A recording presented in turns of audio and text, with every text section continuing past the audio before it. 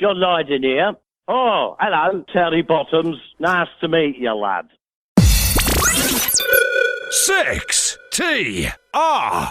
So, Public Image Limited are going back on tour this summer, so what better way to promote it than get frontman John Lydon on the telephone? Hello? Hello there, it's Terry Bossons from Six Towns Radio in the UK. Terry Bottoms? Well, it's close enough. It's Bossons, John. Bossons. Oh, thank you. The phone's a little bit mumbly. So, John, the Public Image Tour goes back on the road this summer. Are you still excited to do live shows? Love it. Love it more than ever. Years and years ago, I used to always be terrified. And maybe that was because of the temporary nature of us as a band, with members constantly coming and going. But since we financed our own record label, P.I.L Official, we're now a complete solid tour de force, and we can count and rely on each other being there. It's a completely different approach, and it's helping no end in the creative songwriting side. Because you can really depend on your friends being there for the next year. Yeah, and that kind of a sense of permanence is really, really healthy for us to explore. Yeah, of course, and the band must be great debaters and good friends of yours now to be able to chew the fat and have a bit of a laugh. Well, I've known Scott and Bruce and Lou since my very first band. So we've been friends for a real long time. And when Scotty joined, that was some 5-6 years ago now. He blended in almost perfectly straight away, because it is about personalities more than musicality with us. And and the talent side of it will come with development. I've always been like that. Yeah. I kind of like the Wenger of music. Brilliant stuff. There's obviously some highs and lows, but fewer lows than Wenger. Yeah. Well, yeah, of course. Being a gooner, are you still Team Orson? Oh, believe me, these words are like, I have to bite my lip as I say it. Let's talk about Public Image Limited. You finally threw off the record company shackles in 2009. It must have been a massive relief after having all that pressure not being able to release. Yeah, and having to really buy my way out of the contracts. They didn't want to let me go, but they weren't exactly over-financing me either. Yeah. So I had to raise the money, doing what I do, which is, I suppose you could roughly call it entertainment, but nature programs and on all of that kind of stuff, which I really fell in love with doing. Yeah.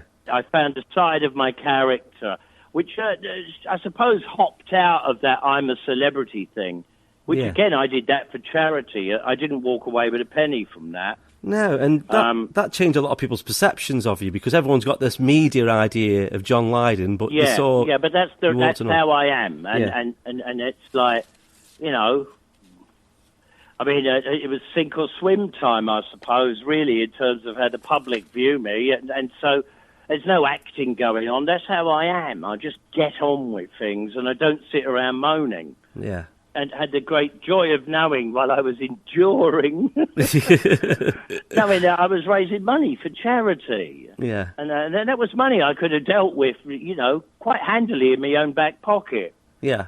I like to do things for the right reasons. And I refinanced P.I.L through, like I said, the nature programs, and then a fantastic butter campaign. Yes. We can believe that was butter. Well, that wouldn't have come out, really, or wouldn't have happened unless I did. I'm a celebrity. So in life, one thing always leads to another. Yeah. If you're lucky and smart enough to see it.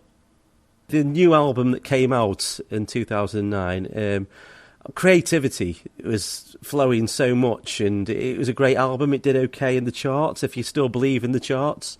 I don't. No, I don't. I have every good reason not to. Yeah. It's a terrible thing that sales and positions are judged on first week sale, but this is P.I.L, you know. We're not that kind of band. We sell slowly but surely. Yeah, it creeped in and it did okay. So we're outside, luckily, well outside of that agenda. Yeah, and that's another thing you don't have to worry about with record companies. You know, you can do your own thing. Yeah, well, no, it's there were great things being on large labels, but the corporate way of thinking, which always comes down to the accounts department, is really, really hard to endure. Yeah. Because it stifles creativity, and I can see why many musos and friends of mine in making music fall into the alcohol and drugs bucket, because it's really hard to cope with the pressure they put on you. They're at one, in charge of the purse strings, and at two, closing the purse unless you do what they want. And that's, for a person like me, improbable as a working position. I can imagine the fun they had with you as well. Yeah, but I got to say, I still, through all of that, have great friends from them labels. So, you know, it's, I suppose what I'm resentful is the headless chicken corporate top end of it. Yeah. And even those folk, I've got no personal digs with. In fact, still friends with most of them. And I suppose the reputation comes... Oh, well, you earned the title difficult to work with. Yeah. Well, you know, if you don't bow down and take it up the chuff, you're difficult to work with. You've hit 60 recently, John, and again, it's a bigger deal to other people than yourself.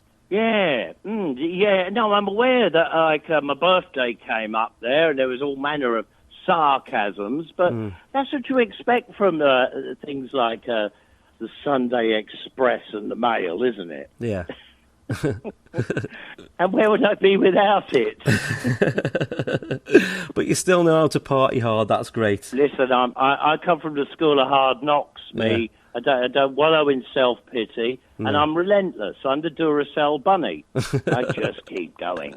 So we won't see you with an e-cig or an alcohol-free lager. No, don't be daft. I just could not see. No, when I drink fast, furious, and firm. But I don't do that when I'm on stage. No, the two don't mix very well nowadays. No, they do not. They do not. Yeah. When you're very much younger, you think that it will give you some kind of Dutch courage, and you quickly find out what it does is leave you a huffing windbag, and you know. And I learned that at 18. Yeah. You've got to respect the people that pay money to come and see you. Yeah. And I know there are acts, and I use the word very, very loudly, acts that like to present themselves as riddled with drugs and booze. That's just not interesting to me. I live in a real world, and I deal with real issues. I don't need the subterfuge of drug grandeur. Lou Reed did it best, and nobody could ever beat that, really. No, definitely not. And this tour, of course, it's going countrywide as well as into Europe. It sees Wrexham on the tour, which is one that's close to us. Do you think the fans are still the same as they've always been? No, like me, they change. Yeah. It's the longer you live, the more you experience, the better you have the potential to become. But the P.I.L audience is very varied, so that I couldn't put it down to just that. I mean, there's everything from teeny bop girls in the front row to college professors trying to hide in the dark at the back. Yeah. And everything in between, all manner of race, creeds, and colours, and political beliefs. And that for me is a sign of success. Yeah. This is what we do this for, is to break away from those barriers. And you know I've experienced this in my past lives. Yeah. It's no honour at all to walk out and see the first 13 rows want to be exactly lookalikes. No. That's a put down and a piss take, and it doesn't work for me. I want to see people trying to be as individual as they possibly can in a world that's becoming narrower and narrower. Yeah, I see that. And I suppose, like you said, the diversity of your crowd reflects on how much of an impact you've had on different people's lives. You know, a lot of people sitting in the bedroom listening to you as a child, not letting the parents hear what they were listening to, and then growing up and having a voice. It's quite funny that I'm also in the privileged position of these same said parents who come to the gigs, because I love to go backstage. I go out in the street and I'll sign and I'll talk with people. Yeah. But they're telling me that they find their kids doing the same thing with P.I.L, hiding the records away because they're saucy or whatever, but they're having a positive influence on their own children. And then when you see them as family groups coming together at a P.I.L concert, that's fantastic. Yeah. Hello. One of the biggest prejudices, apart from religion, which we all know about, is the age barrier. I grew up loving to listen to the old folk in pubs. I'd always sit near them and try to listen in and garner some kind of intelligence off them, because their experiences mattered to me. Yeah. Particularly when I was very young. I wanted to know what the Blitzkrieg was like on London, and these are stories that have stuck with me all my life. This separation, and indeed the class structure, I call working class, if there's a structure in that at all, it was always one of mix and match. And there was never, them young uns or, them old uns. We all know each other, and we have it's an equal opportunity situation. Yeah. Oh, for sure. Yeah, definitely. It's like this when you're young. If your mum says, don't eat that soap, you won't like it. There's some sense in what she says. Yeah. I do think you're quite frequently quoted, John, all the time. Things like, if you're pissing people off, you're doing something right. Have you ever thought of putting some of your quotes into a song? You know, Baz Luhrmann style. I think everything that I do and experiences in my songs. Yeah. And so for me, when I do interviews like this, I suppose it is a bit of a song for me. Because my natural instincts are always gravitating towards comedy. Yeah. Because from my experiences in life, I've found more solutions by laughing at things than I have by being stern and rigid. And so what I'm really saying is comedy, there's a great sense of flexibility. That bodes well for the world. And so whether it's in a song or it's in a conversation, it's all part and parcel of the same message. Yeah. Learn to laugh at yourself before you laugh at others. Do you think that's why you've been taken out of context sometimes, because it was done with humour?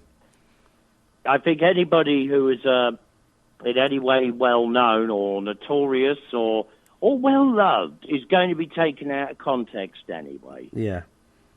Yeah. It's the nature of the modern world, sound bites. And so it is what it is. But most people who know anything at all about me know that it's worth a further read. Okay, yeah. I'm not a hateful person. I never have been. Some of it can come across that way if you're religious. Yeah. Or political. Or political. You're not one to shy I away. resent any groupings of people that see themselves above and beyond another group of people. Yeah. And what they're doing by that, and religion in particular, and politics definitely, which is a modern version of religion, is introducing judgments. Yeah.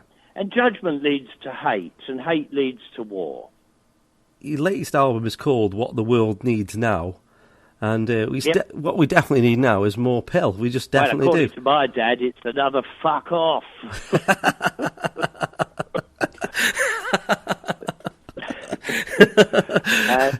That song, Sherm, which uses that very catchy chorus, is a requiem. I miss my father very much, and I loved his dry sense of humour, which when he was alive, I don't think I was quite capable of grasping it. I'd always rise to the bait and argue with him. Go, you can't say that. Of course he can, and it was me being judgmental to my own dad. Yeah. And so there's a lot of hard lessons that I'm learning when I put a song like that together. That's a song of love. Yeah. And I miss him very, very, very much. Oh, God, he was such great company. And that's what music can do. It can sort of evoke these feelings. It gives me that only chance, that opportunity to say, thank you, Dad, Thanks for putting up with me, because, I know you're thankful I put up with you. When you were putting the album together, What the World Needs Now, what was the actual message? A sense of open-mindedness, less judgment, and a greater sense of comedy. This album it's got some smart fun in it. Yeah. And the cover is to represent. I used as the backdrop for that the idea of the Hopi Indian. They have a chap called the prankster, the hoaxster. Yeah. Every culture has one. But I quite liked the outfit of the Hopi Indian. What he does is, when it's pomp and ceremony time, is he mocks it and humiliates it and tells great truths to everyone, which sometimes earns him like a hatred. But in the long run, it's to the benefit of that culture, that it learns not to take itself so serious and thereby not lead to foolish wars and unnecessary hate and arguments and aggressions. And so there you go.